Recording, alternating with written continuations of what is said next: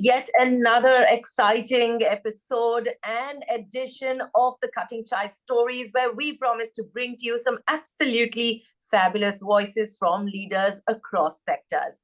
Today, I'm so very glad to have amongst us Mr. Mrinal Gautam, Head Customer Experience and Marketing, Tata Steel. He's somebody who's known to have given several years in the mining and the metal industry, especially in areas including operation management, sales, marketing, stakeholder projects and management, and a lot more. He's known for his negotiation skills and the way he is with his customers. What a pleasure to have you with us, Mr. Gautam. Thank you for joining us. Hi, thank you. Pleasure is all mine, Isha. Well, as we kickstart this wonderful journey into getting to know you as a leader, I thought let's begin from the very start. Why don't you share with our viewers a little bit about what your early days were like when I go back to, those school memories? How is it that you see you built a very strong foundation for yourself? I did my schooling from a small town in Bihar. It's called Darbhanga. So it was a small town, and so from the very beginning in my school days itself, I always believed that you can get what you want. So the initial days were very casual, cozy, as it is for all the children around. But then suddenly, in class fifth and sixth, I thought, why can't I be the class topper and I can do good in studies and all. So, and then my parents, everybody said, just thinking won't help. You'll do something also. Then I said, no, let's start thinking first, and then doing will happen. And that's how the initial school days were. I developed interest in studying and all, and I did well in school studies, and then post my school I cracked IIT, which is very in Bihar people are very fond of IIT. It's a craze kind of stuff, at least at that point of time. So my schooling was mostly into studies and more focus on studies, and that's what I did. Not much of co-curricular, I would say, during my school days. But yeah, I believe that what you can think, you can become that.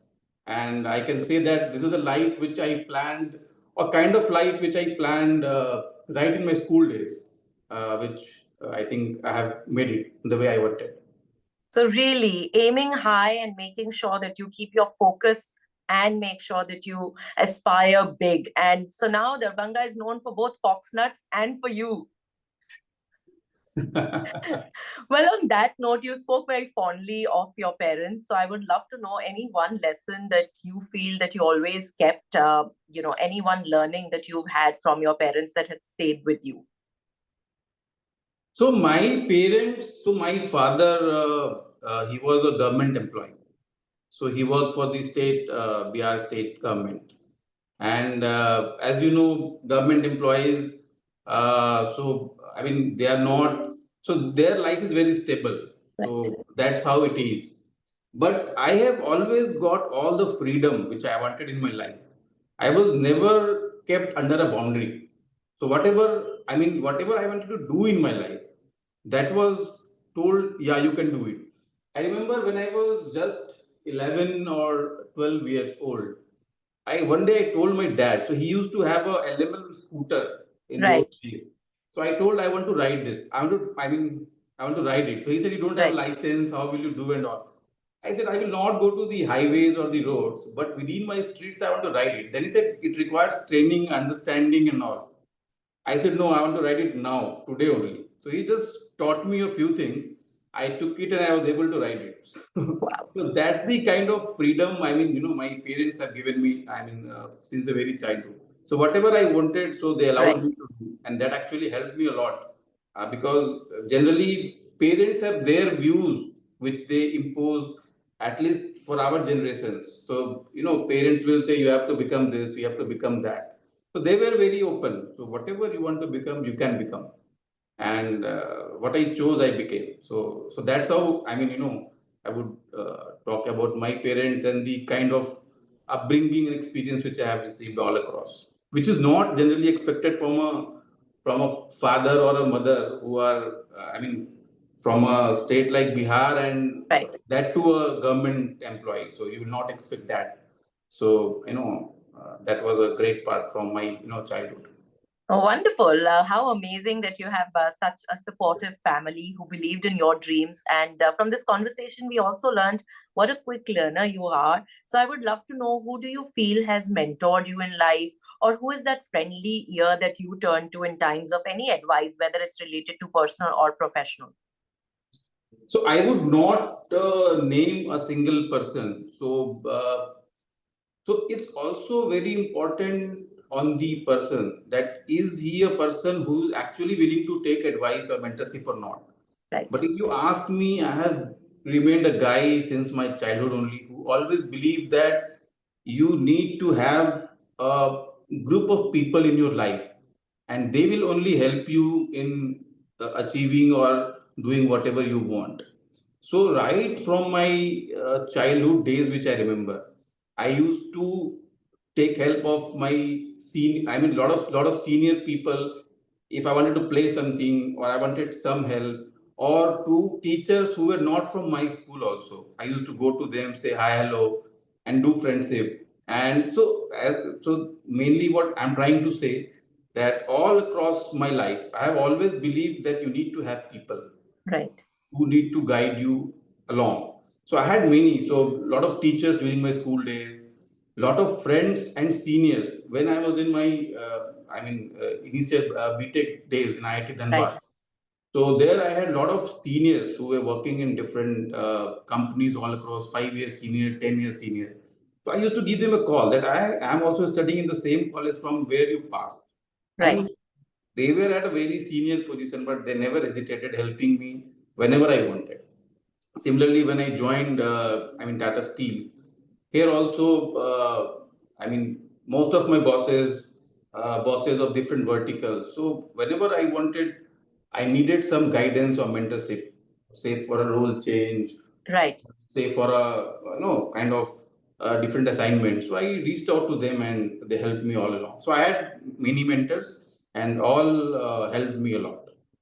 Wonderful. You spoke about your time here at Tata Steel. So let me ask you, you received mentorship from so many of your seniors. I would like to ask you now today, when your team heads to you or turns to you for advice or for any thought process, getting to know what your thoughts are, how is it that you guide them? How is it that you become a team player with them? So the very first thing is that I always believe that micromanaging can't help you out. So it's not like I will tell them everything, what to do, how to do, etc., etc. So one thing is that when the team comes to me, so I make it very clear that what and how it has to be done, and also it will not be like I will tell them every step by step stuff to do, but obviously. First thing is that I keep things very open. So I keep it open to discussions. I show them a way that how they can connect with whom, Right. who can help them, and so because I'm open, and I also tell them the same, which is my guiding philosophy of life, that Yeah. whatever you think you can achieve, and that's how I guide them, and obviously with my experience which I have. So whatever I feel would be helpful for them, so I impart to them, and I'm very casual to my team. It's not like that. It's a lot of hierarchy and all. So that I don't believe in. I Right. believe in a flat culture and a flat organization stuff. So that's how it is. And when you talk to many people, Right. it actually helps make your work quite easy. And because you are informed, whenever you Yeah. are working, doing something, if you are well informed, you can crack it in a very small span of time. So how Japanese work? The Yeah. Japanese work the same way. 80% time they do planning. Only 20% time they use in execution. Right. While in other countries, the average is maybe 20, 80 or 30, 70, 30% in planning, 70% in execution. So if you plan well, you are informed, you think well, execution becomes a butter and knife. It's like a Right. cakewalk.